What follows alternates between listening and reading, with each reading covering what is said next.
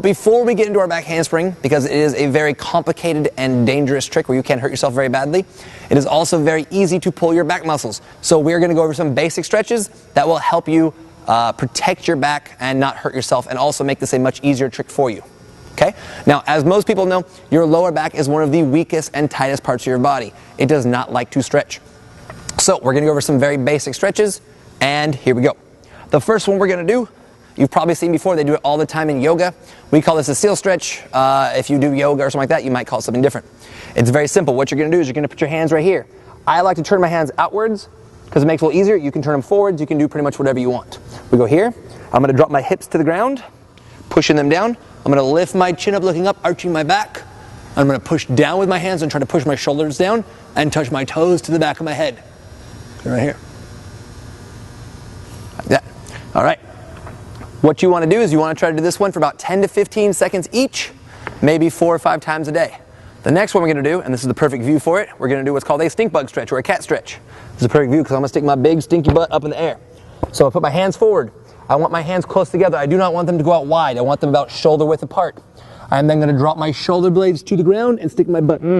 You'll notice my back legs are straight up and down, okay? That's for this reason. If I lift my legs out like this, you can see the stretch kind of loses its shoulder flexibility.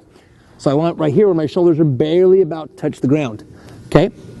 One thing that you can do to increase upon this stretch is move your hands around. You can see I'm going to take one hand here, move it across onto this side, and it doubles the stretch on this side.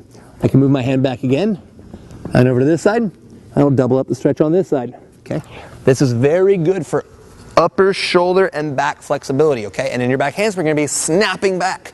That's going to be very important. You don't want to hurt your shoulders. You don't want to stop here because then you can't get in your arch position. So you really want to get that shoulder flexibility. Next most important thing is your back flexibility. This one, everybody hates these because they're not that much fun. But there is nothing, and I repeat, nothing better for you than your bridge stretch. Bridge stretches are pretty simple. You've seen them a million times. Okay, we're going to lay on our back. I'm going to pull my heels to my butt so my knees are upwards towards the ceiling. I'm going to take my fingers, point them back towards myself so my elbows are up right here by my ears. The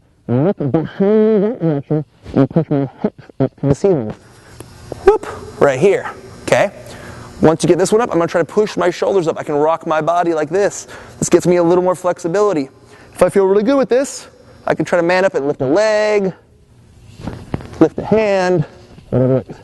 Now it's really important when you come down from your bridge, you want to pull your knees to your chest and roll your body. You want to stay in this ball and roll up and down like 5 to 10 times each after every bridge. The reason for that is your lower back muscles do not get used that often. So when you do a bridge, you're going to stretch them very, very hard, okay? And they're going to stretch out one direction. If you let them stay that way without stretching them in the opposite direction, this hollow, since we were just arched, it's very easy to pull those muscles. They will tighten up, they will cramp, and they will pull. If you don't do bridges very often, it's going to hurt. So you've got to make sure you go the opposite direction here, roll it out, so you get that flexibility in both directions so you don't hurt yourself. Okay?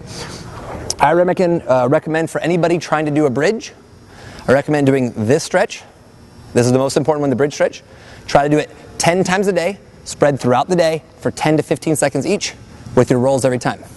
Okay? Do that every day for a week, and I guarantee by the end of that week, your back handsprings and every other trick you do will be so much easier because back flexibility is something that most people don't put any time into. Okay? Don't do it 10 times a day for 1 or 2 days. It will make no difference. Don't do it 2 or 3 times a day for the entire week. It'll make no difference. You got to do it all the time. Okay? 10 times a day, 10 seconds, 10 to 15 seconds each. Roll it afterwards for a whole week. Make a big difference. And that is how you stretch for back handsprings.